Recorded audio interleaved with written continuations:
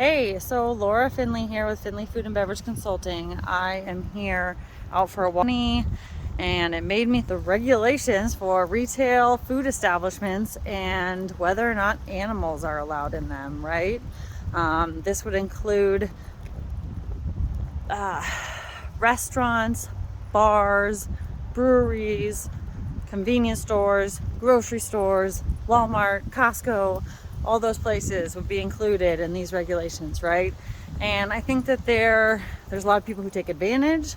There's a lot of people who don't understand, and it's a sensitive subject for a lot of people for a variety of reasons. But anyways, let's talk about what the rules are, okay? Or why I even care about this. Hey, let's back up a bit, okay? So for many of those, if you're watching this video, you may own or work in a retail food establishment, restaurant, ice cream store. I'm going to tell you about my experience managing an ice cream store quite a few years ago, but stuck with me to this day. So I was the manager of a Cold Stone over 10 years ago now. And I came out, and one of my employees was very firmly asking a gentleman who was carrying a Chihuahua on his shoulder. She was very firmly asking him to leave or take his dog outside. And he was quite upset. He was yelling at her, yelling at other employees, and not cooperating. He never once mentioned that it was a service animal. It never actually crossed my mind that it could be a service animal. And here's what happened. So we eventually got him to leave after a almost verbal altercation, I guess you could say. We're back, so you can see us in our Halloween decorations here. So I was very upset by the situation. Everybody was very upset by the situation, and I sat down in the back and was working on something else. But 20 minutes after the gentleman left, and we got a phone call from the gentleman's wife saying that he had severe social anxiety. Here's our Sunny. Severe social anxiety. It was his service animal, and how dare we, not allow his service animal into our establishment. I apologized. I did my best to handle the situation, but I was really ultimately kind of confused because to me it was a Chihuahua on his shoulder. He never once said anything about it. And I went home and I researched and I tried to figure out if a Chihuahua could be a service animal. And I learned a few things. I learned that service animals don't have to be marked. They don't have to be wearing a vest. They don't need to have any papers. They could be a Chihuahua. They could be a miniature horse, actually. But what I also learned is that service animals and emotional support animals are very different, especially from a context of whether or not they're allowed into food establishments, right? That's the biggest thing. We're not talking about hotels, and we're not talking about, renting housing, but specifically when it comes to our retail food regulations, there's very specific requirements. And basically animals, unless they're true service animals, and we'll get into that, are not allowed into a retail food establishment. So I have a pamphlet on our website, which is finleyfbconsulting.com, and I can put a link to that in the comments. But we have a member section that has all sorts of great information. One of my favorite pamphlets or pieces of useful tools, I guess you could say, is going to be a service animal pamphlet that I have on there. And it's a pamphlet that I use to educate myself on the rules. But then if I were in a situation such as Chihuahua story guy, I would potentially just hand the pamphlet over to the person and say, look, these are the rules, do you feel like you fit into them?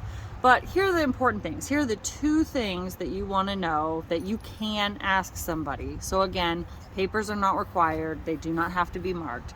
But what you can and should ask somebody if you're managing a food establishment and somebody comes in with a service animal is that you can ask the person, first and foremost, is it a service animal? That's pretty easy. And they say yes or no. If they say yes, then you can say, is it trained to perform a task, such as alerting the person to do a seizure, yada, yada, yada. The pamphlet, I believe, goes over if you're allowed to say what task. I know specifically you can say, is it trained to perform a task? The pamphlet, I think, has a little bit more information as to if you're allowed to say what task it's supposed to perform, because that is kind of like a HIPAA asking a bit too much information, if you will. But those are the two questions. Is it a service animal? Is it trained to perform a task, right? And so the gray area a little bit is that, you know, an emotional support animal that's sole purpose is to provide comfort to somebody with anxiety is an emotional support animal, and it specifically is not granted access into a food and beverage establishment, right?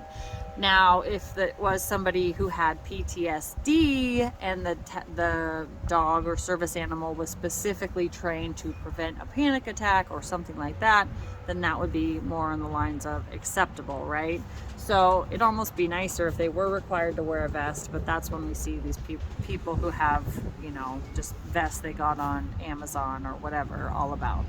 So those are the things that you are allowed to ask. I would highly suggest checking out the pamphlet and even checking out our member section for other reasons. We have, you know, if you're a food and beverage person, we have cooking temperature posters and checklists for inspecting your establishment and all sorts of great resources for restaurant operators. So we love to have you for the community. We love to bring people together. We love to answer questions. We love to help you. We like to help, you know, give you the armor and the whatever to face the public, if you will. So that's a very negative way of looking at it, but sometimes it feels like that. Just to kind of finalize things too, you know, some might ask, well, how come we do see dogs and animals and stuff in Walmart, Costco, this or that?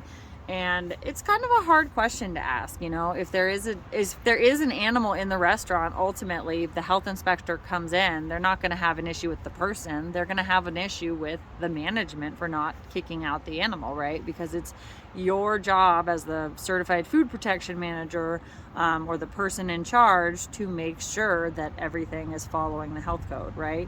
And so the health department comes in, there's an animal that's not a service animal in your establishment, and you could get a violation, right, for animals on premises or something like that. So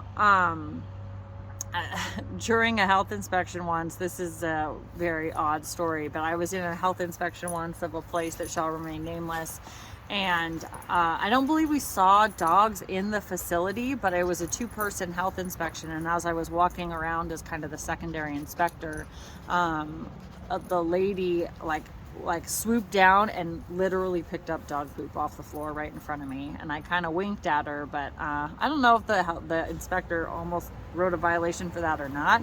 I definitely think he could have and should have probably, but it's one of those things that stands out to me as to that's like the least of your worries in terms of service animals. And I've heard stories of people who like breweries are kind of like they are not allowed to, but sometimes the health department will allow animals to be on the patios, or it's a little bit of a gray area. And there were some breweries in town where I was working that allowed animals for a while, and then they decided to stop allowing animals in all of their properties because a dog bit a person or another dog, I can't remember, in their establishment, right? And so then it's like, it's just not worth it, right? It kind of, that's where you want to kind of get your voice up and be better about asking the 2 questions you're allowed to ask, as well as asking people to leave if they don't pass the questions, if that's an appropriate way of saying it. And print out the handouts and have them ready so that your staff can just kind of say, you know, here's the rules, and we would request that you take your dog out, you know, as nicely as possible, and hope that the person doesn't get all upset, which they usually do, and that's just unfortunately part of working with the public. So that's my spiel on service animals. Here are our Halloween decorations. They're actually pretty sweet. You can't really see them, but we decorated for Halloween, and they all blew over, so I'll have to edit this part out. All right, take care.